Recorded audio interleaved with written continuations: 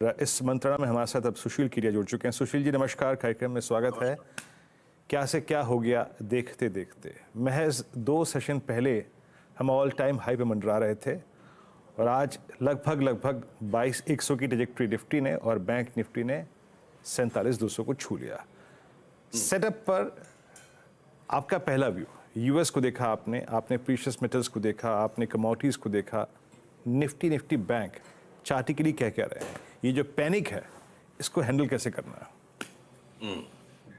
बहुत ही बढ़िया प्रश्न है और आज हम बहुत सही दिन मिल रहे हैं वापस।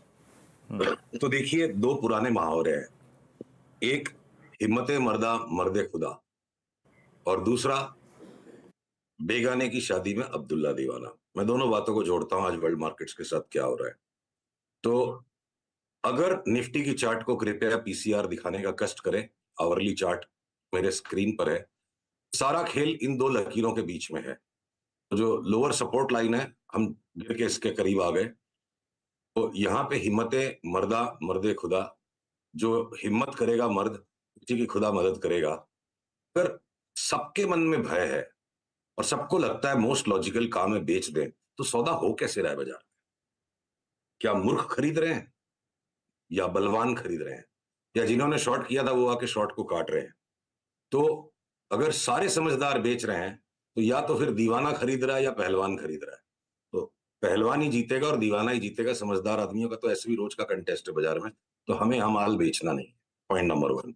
पॉइंट नंबर 2, अगर मैं इसके को बनाने की कोशिश करूं, बात बड़ी सीधी होती है, पर चूंकि हमें बुद्धि मिली है तो उसका हमें इस्तेमाल करना होगा। तो न डॉलर इंडेक्स पे बढ़ने की जगह बची है, न यूएस 10 ईयर यील्ड को बढ़ने की जगह बची है। गोल्ड ने अपना टॉप बना दिया, सिल्वर ने टॉप बना दिया। दोनों में अब हम शॉर्ट सेल की तैयारी में, जब सिग्नल मिलेगा हम बेचेंगे। और अगर इतने कोहराम के बावजूद क्रूड ऊपर लपक नहीं पाया, ठीक, तो ईरान ने पटाखे छोड़े और ताइवान की इंडेक्स घटने को तैयार नहीं है। मुझे अलाउ कीजिए, आपको मैं ताइवान की इंडेक्स दिखाऊं जहां पे बात आएगी कि बेगाने की शादी में अब्दुल्ला कैसे दीवाना। तो अगर अगर अगर लवीव इंडेक्स घटने को तैयार नहीं है, और हम निफ्टी के और बैंक निफ्टी के ऊपर बेरिश कमेंट्री को देखने लगे और सुनने लगे और उस पर सौदे करने लगे, तो ये कहां की तार्किक बात है? पीसीआर से अनुरोध है, ये आवरली चार्ट अगर मुझे ताइवान कह रहा हूं आपको, तेल अवीव इंडेक्स जो है, इजरायली इंडेक्स, उसे आप दिखाने का अवसर दीजिए। तो अगर ये भी यहां से एक और हाई की तरफ बढ़ने को तैयार है, ठीक है, तो जब बेगाने की शादी के अंदर में ही बाराती नहीं नाच रहे, तो अब्दुल्ला क्यों नाचे? मैं क्यों बेचूं अब यहाँ पे? तो मैं निफ्टी बैंक निफ्टी पे बाई सिग्नल का वेट करूंगा। जो इंडिविजुअल स्टॉक्स पे हम ऊपर से शॉर्ट बैठे थे, वहां अगर टेक प्रॉफिट का सिग्नल मिलेगा तो हम उन्हें लेंगे। और या फिर जो हमारी लंबी अवधि के लिए जो हमें शेयर लेने हैं, मान लीजिए अतुल में एक लॉन्ग टर्म अब बॉटम बन गया और मुझे यहाँ से स्टॉक 3 गुना होता लगता है, साल भर में बाटा अगर 2 गुना होता लगता है, तो पैनिक में ही तो माल सस्ता मिलेगा। तो हम अब निफ्टी की इस नीचे वाली लाल रेखा के जहां करीब है, तो हमारा बायस है कि हम तेजी करने के सौदे ढूंढ रहे हैं। स्टॉप लॉस लग गया तब उस दिन देखेंगे, पर फिलहाल अगर सबको पैनिक लग रहा है और पहलवान माल ले रहा है, हमें तो पहलवान के साथ ही चलना पड़ेगा। अच्छा, अब एक एक करके स्पेस से बात करते हैं। लार्ज कैप आईटी, अब आईटी को मैं इसलिए यहाँ पर इस इंटरेक्शन में इंक्लूड कर रहा हूँ सुशील जी, क्योंकि कल ही टीसीएस के नतीजे आए और नतीजों के बाद जो स्ट्रीट का रिएक्शन था उसको आपने देखा। निफ्टी आईटी डे लो पर था कल भी और आज भी। आई थिंक कट्स यहाँ पर हैं 34,087। आईटी पर सेंस क्या कहता है आपका इस वक्त? सीआर से अनुरोध है, सीएनएक्स आईटी की ये चार्ट जो मेरे स्क्रीन पे उसे दिखाएं। अगर वो दिख रही है तो इस चार्ट को देख के मुझे यही समझ में आ रहा है, हाथी तो निकल चुका, हाथी तो निकल चुका। मैं अगर उसकी पूंछ को पकड़ूंगा तो मैं गलत हूं।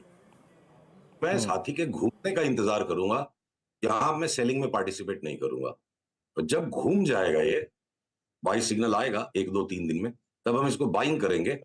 1 2 दिन की खाली अपॉर्चुनिटी के चक्कर में पड़े रह के मेरी ये बड़ी चाल छूट जाएगी। दुनिया भर के लार्ज कैप आईटी स्टॉक्स में 15 से 25% तक की तेजी संभव है। भले ही निफ्टी 22,000 नहीं टूटे और 23,000 तक ही जाएगी, खाली निफ्टी 5% बढ़ेगा। तो मुझे लगता है the out performing sector large cap stocks में अगर आईटी स्टॉक्स के होने की संभावना है, तो मैं बीते 3 महीनों की खबर को सुन के और आज के माहौल को देख करके हाथी निकलने के बाद पूंछ को पकड़ने वाली गलती नहीं करूंगा। हम इंतजार में, हम इनको लेंगे। अच्छा, ओके। अच्छा सुशील जी, आपने क्योंकि अपने लास्ट 2 इंटरेक्शंस में मेटल्स पे शॉर्ट की बात कही थी, अभी आपका सेंस मेटल्स पे क्या कह रहा है? क्योंकि मेटल्स में हमने एक बहुत अच्छा बड़ा मूव देखा, तो इसको आप कैसे हैंडल कर रहे हैं आप, और आपका आउटलुक क्या है मेटल्स पे इस वक्त? देखिए, अगर अगर अगर अगर लंबी अवधि की चाल बननी है मेटल्स, और पिछले 4 दिन में निफ्टी के अनुपात में बस इतना ही घटा, मान लीजिए मैं टाटा स्टील की चार्ट को एक उदाहरण दूं, तो इसका इतना बड़ा लॉन्ग टर्म अप ट्रेंड आने के बाद मोमेंटम खत्म हो चुका है, जो आरएसआई कहीं जा नहीं रही है, अप ट्रेंड लाइन टूट गई है। तो चाहे निफ्टी वापस 23,000 भी हो जाएगी, और हमें लगता है हो जाएगी, हम मेटल्स नहीं लेंगे। अगर हमारी शॉर्ट सेल ट्रेड्स को बीच बीच में हमें स्टॉप लॉस करना पड़ा, टेक प्रॉफिट करना पड़ा, क्योंकि देखिए 200 स्टॉक्स है, सबके ऊपर हर वक्त एक व्यू रखना और एकदम से सबको ट्रैक करना असंभव है। तो जिनकी चाल पूरी लगती है हो गई है अप ट्रेंड में, तब उन्हें जब जब हमें सेल सिग्नल मिलेगा बेचेंगे।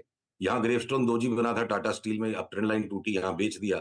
अब अगर ये यहाँ पे अगर फ्लक्चुएशन कर रहा है, मेरा स्टॉप लॉस 166 का है, 166.50 के ऊपर गया, हम टाटा स्टील काट लेंगे। नहीं गया, कोई गारंटी नहीं कि निफ्टी 1000 पॉइंट बढ़ेगी तो टाटा स्टील को बढ़ना पड़ेगा। जब 1000 पॉइंट निफ्टी बढ़ रही थी 22,000 से 23,000 की तरफ, आईटी स्टॉक्स गिर रहे थे ना, तब आईटी स्टॉक्स के बढ़ने का अगर नंबर आएगा तो मेटल्स को गिरना है।